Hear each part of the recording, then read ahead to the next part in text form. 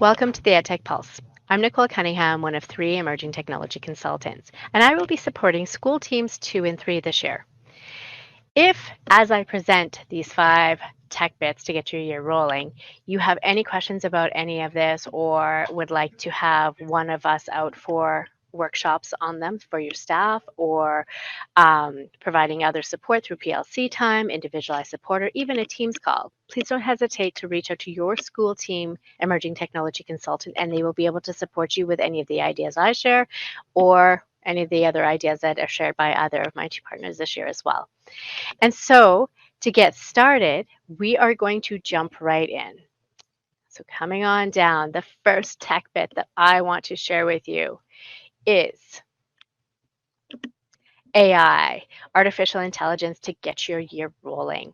And so with this, I wanted to share this book. If you haven't read it already, if it wasn't one of your summer reads, check this book out. It's The AI Infused Classroom by Holly Clark. And she is a seasoned educator and a pioneer in technology-driven education. And this book provides a comprehensive guide into the integration of AI in education. And so with AI models like ChatGPT revolutionizing communication, Holly Clark really does emphasize in her book the transformative potential that these tools have for our writing process as well as for student interaction.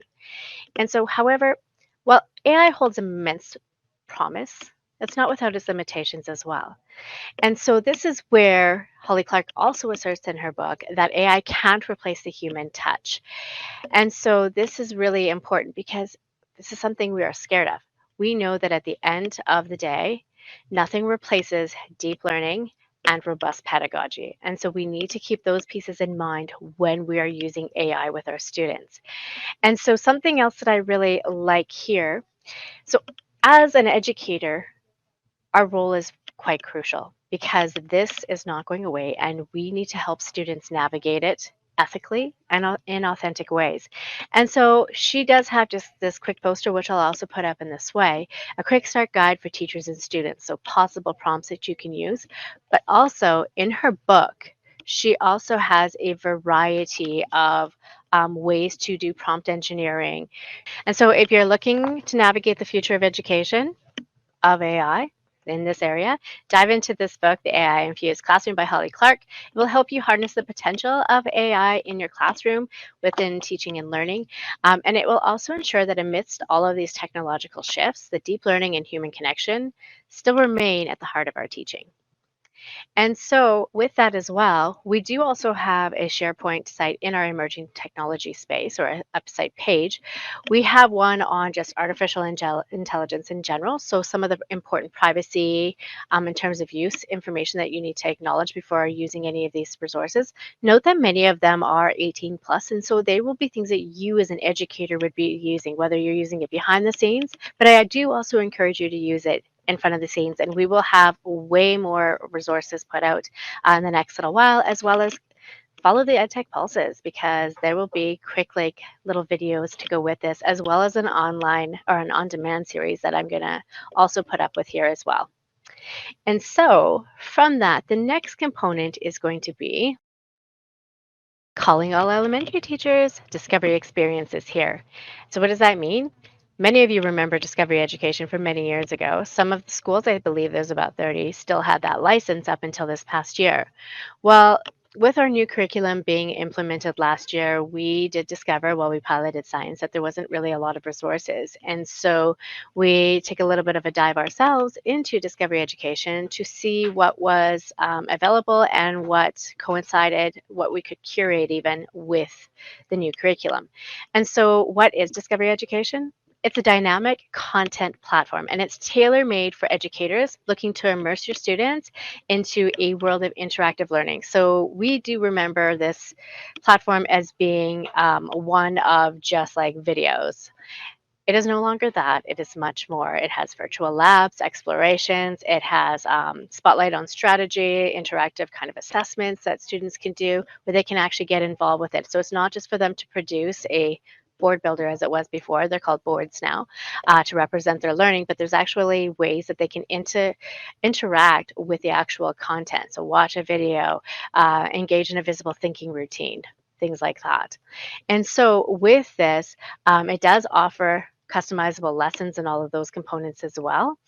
We do have also on our EdTech site under EdTech tools, we have a Discovery Education section. In this section, you will find educator supports to support you, to get you started, subject-specific resources. You're also going to see a whole new line of video supports to take you down this journey. And so I've tried to navigate them into like just little short clips. And so I've started with 3. You're probably going to end up with about 12 in the end in the next couple of weeks. So keep checking back for more. There are also some training modules, so if you'd like to jump ahead at your own pace, they do have some step-by-step guides that are available here, as well as an interactive course. Discovery Ed is really simple for everyone to access, the Canadian site, of course.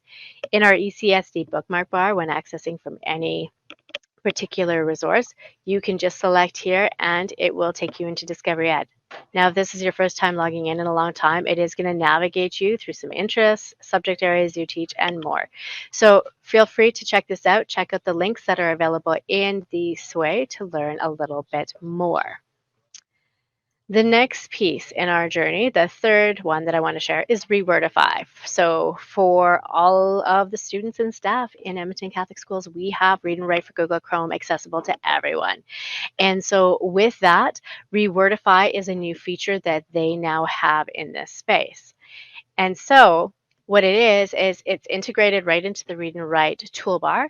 It's a groundbreaking tool that is designed to enhance reading comprehension. So by simplifying complex sentences and words, it will help to provide some alternatives so that students can find meaning. It ensures that the text is more digestible for all of the students, especially for our language learners and any of our students that have any kind of reading challenges. So just to kind of show you what that looks like, here's my Read Write toolbar. And for those of you that don't know where to access it, our lovely little jigsaw puzzle up here, this particular extension is pushed out to everyone in the division. You can simply tag it by selecting this little blue pin so that it shows up on your Chrome extension bar. And then here, of course, this is the tool. And so you'll notice that there's a little bit of text here.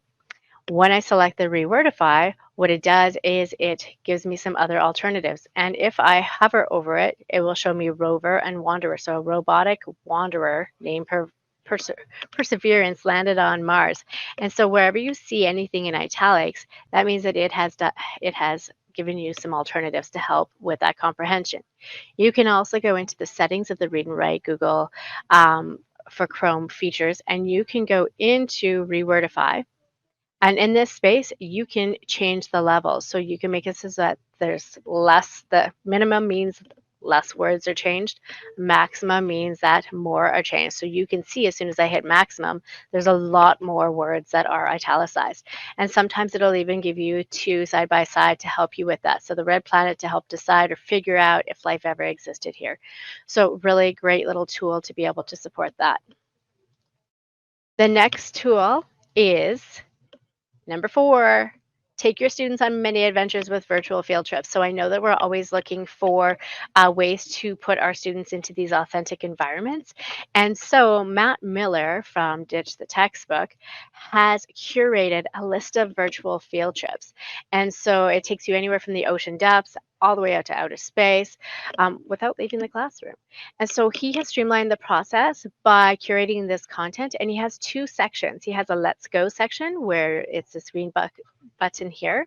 And what this does is these are immediate self-guided tours, and you just click and go. So if I scroll down, you will see these are the Let's Go. Just click it and do it with your students.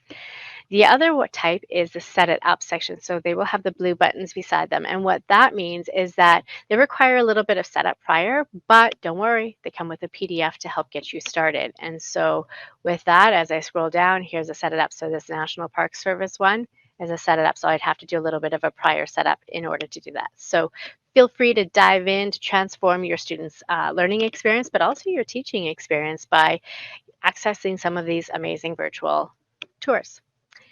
And the last piece, my 5th bit of tech for today is templates galore. Who doesn't like a good template? None of us want to reinvent the wheel. We've been reinventing the wheel for years, and it's time to start knowing that there are so many resources out there for you. And so this one in particular is in regards to Canva.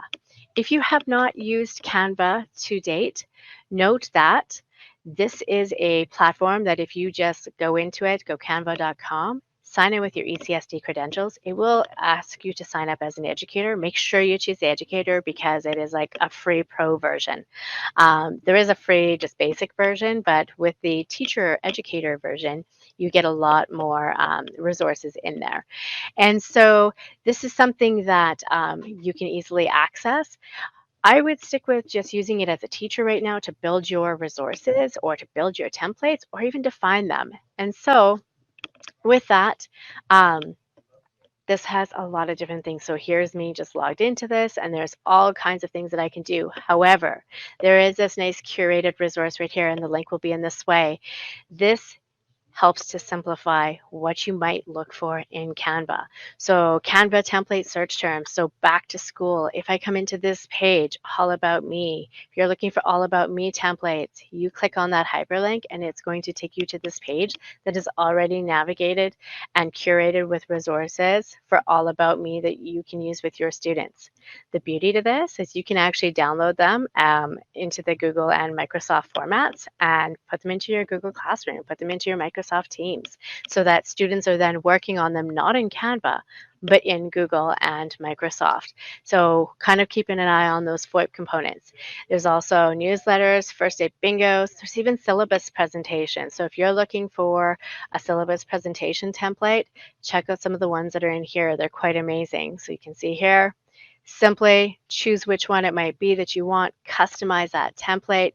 Once you do so, you will have this world of customizations. I usually just dump it into PowerPoint because that's where I'm comfortable working. And so when you go to the share button, you will be able to go to more and you will be able to download it as a PowerPoint, put it into your Google Drive, any of those pieces. Also note, coming back into this document here, I'm just going to return back to the home page. You also have other classroom templates. So if you're looking for a TikTok type of template, you have them there. If you are looking for exit tickets, they're here. If you're looking for social emotional resources, they're here. Also, the educational stickers, they're pretty fun. Make up your own ones instead of the scratch and sniff ones. They also have their top 10, so feel free to click on them, some different mind maps that you can use, as well as student templates to use. And finally, they do also have a really great section in Canva with little mini tutorial videos to help support your learning as you use this particular tool. So lots of resources here to help you with that. And on that note, that takes us back to the end of our presentation for today. And so if at any point in time you again need any support with any of these tools, please don't hesitate to reach out. I hope you enjoyed our EdTech Pulse for today.